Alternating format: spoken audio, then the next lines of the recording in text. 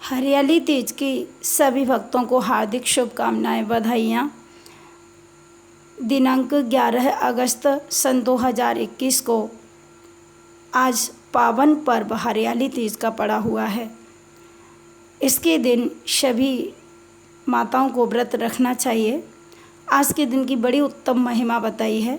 हरियाली तीज के दिन जो विधि से पूजन करते हैं और जो हरियाली तीज की कथा को श्रवण करते हैं, भगवान शिव, पार्वती और गणेश भगवान की पूजा करते हैं, उनकी समस्त मनोकामनाएं पूरी होती हैं और उनके जीवन में सदा हरियाली रहती है। उनका मन सुंदर रहता है, उनके घर में धन धान्य की वृद्धि होती है। तो हरियाली तीज को करना क्या है, मैं आपको बताती हूँ। प्रातः काल की वेला में स्नान करना चाहिए। उत्तमा तारकोपेता, मध्यमा लुप्त तारका, कनिष्ठा सूर्य शैता, प्रातः संध्या त्रिधा स्मृता। जिस समय तारे रहें आकाश में उसी समय स्नान कर लेना उत्तम स्नान माना गया है। तो प्रातः काल की वेला में बहुत जल्द से स्नान करना चाहिए। स्नान करने के बाद सुहागिनी माताओं को हरी साड़ी पहननी चाहिए, यानी कि हरे वस्त्रों को धारण करना चाहिए और हाथों में हरी हरी चूड़ी पहननी चाहिए। सुहागिन माताएं, जो सुहागिन बहनें हैं जिनको विवाह हो चुका है, वो समस्त श्रृंगार को धारण करें, अपने हाथों में मेहंदी को लगाएं और समस्त सुहाग के चिन्हों को धारण करें। और उसके बाद में भगवान शिव, माता पार्वती, गणेश भगवान की पूजा करें। भगवान शिव की पूजा आराधना किस प्रकार से करनी चाहिए मैं आपको बताना चाहती हूँ। आज के दिन भगवान की पार्थिव पूजा करनी चाहिए। जैसे भगवान शंकर जी की शिवलिंग का निर्माण करना चाहिए। और वो शिवलिंग को आप कैसे बनाएंगे? गाय के हरे गोबर के द्वारा भगवान शिव का सुंदर स्वरूप बना करके, शिवलिंग बना करके, और जो गणेश भगवान की मूर्ति बना करके, माता पार्वती की मूर्ति बना करके, तीनों को, भगवान शिव परिवार को बिठा करके और समस्त पूजा की सामग्री को लेकर के बेलपत्र, पुष्प, फल, धूप, दीप, नैवेद्य, चंदन, अक्षत सब कुछ भगवान को समर्पित करना चाहिए और विधि विधान से भगवान की पूजा अर्चना करनी चाहिए, व्रत रखना चाहिए और हरियाली तीज की कथा श्रवण करनी चाहिए। ऐसा करने से समस्त मनोकामनाएं पूरी होती हैं। आज के दिन माता पार्वती को हरे रंग के वस्त्र भेंट करने चाहिए। हरे रंग के वस्त्रों से माता पार्वती का श्रृंगार करना चाहिए। ध्यान रखें, माता पार्वती को सिंदूर जरूर लगाना चाहिए, क्योंकि माता पार्वती को सिंदूर लगाने से माताओं के पति की दीर्घायु होती है, यानी उनकी आयु लंबी होती है। और जो कुंवारी कन्याएं पूजा करती हैं उनको मनचाहा पति प्राप्त होता है। तो पूजन करने के बाद किसी सुहागिन ब्राह्मणी को, जिसका पति भी हो साथ में, दोनों दंपत्ति हों, ब्राह्मण ब्राह्मणी, तो उनको दान दक्षिणा देनी चाहिए, वस्त्र आभूषण देने चाहिए। ऐसा करने से घर की सारी दरिद्रता दूर होती है और ब्राह्मण को सुंदर भोजन कराना चाहिए।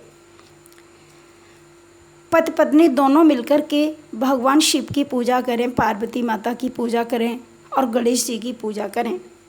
तो इस प्रकार से हरियाली तीज का बड़ा सुंदर विधान बताया है।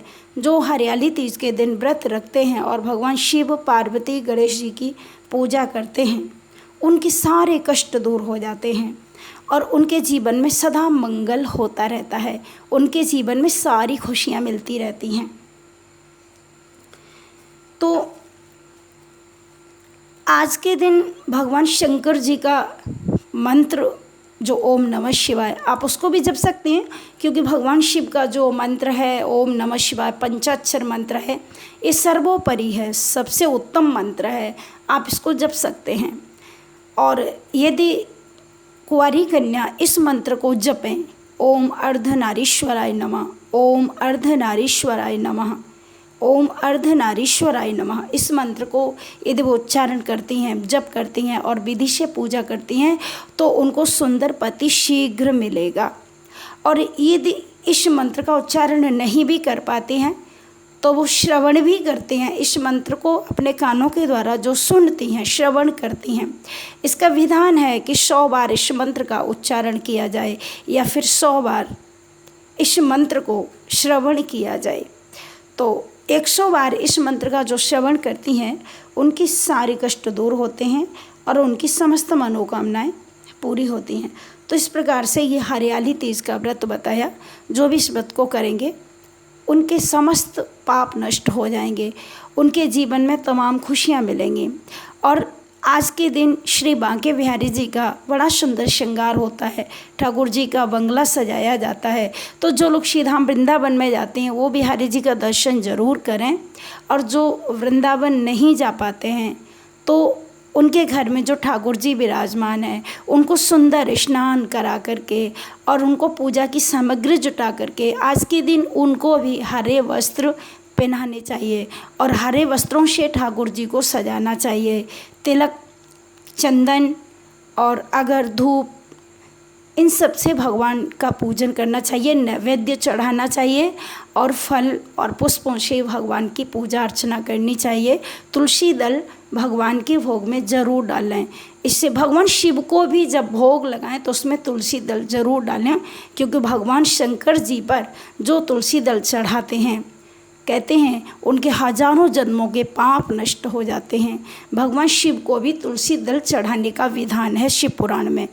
इसलिए आज हरियाली तीज के दिन जो इस प्रकार से व्रत करते हैं, दूसरे दिन जब व्रत को खोलते हैं तो उस दिन भी भगवान शिव और पार्वती गणेश जी की पूजा करके ही और उनका पूरा समस्त श्रृंगार करके उनका भोग लगाकर और उस मूर्ति को जो आपने गाय के हरे गोबर से जो मूर्ति बनाई है श्री भगवान देवादेव महादेव भगवान शंकर जी की, अम्मा पार्वती की और गणेश जी की, उन मूर्तियों का पूजन करने के बाद उसे नदी में प्रवाहित कर देना चाहिए। इस प्रकार से करने से सभी मनोकामनाएं पूरी होती हैं, सारे पाप नष्ट होते हैं, घर में बीमारियों का अंत होता है और सभी बच्चों को सुंदर शिक्षा मिलती है और घर में सब कुछ हरा भरा रहता है। हमारे जीवन में उन्नति ही उन्नति होती है। तो इस प्रकार से सभी लोग हरियाली तीज का व्रत करें और भगवान शिव की पूजा करें।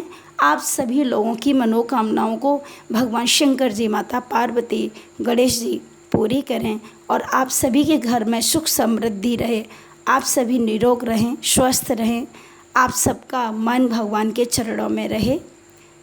राधे राधे। श्री बांके बिहारी लाल की जय।